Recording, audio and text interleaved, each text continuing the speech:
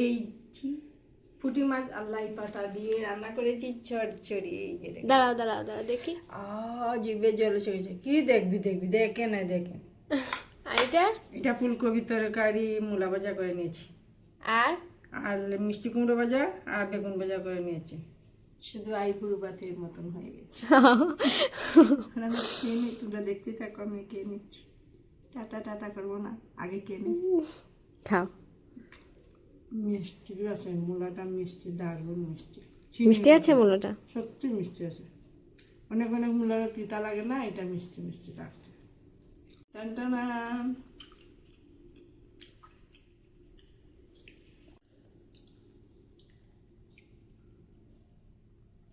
বাস পুঁটিটা লাভ দিচ্ছে, পুঁটি মাছ লাভ দিচ্ছে। আর তোমরা তো পুঁটি মাছ করতে পারো না, ডেলি আমার কাছে 4টা পুঁটি মাছ নিয়ে আসবে, আমি কাটা শিখিয়ে দেবো।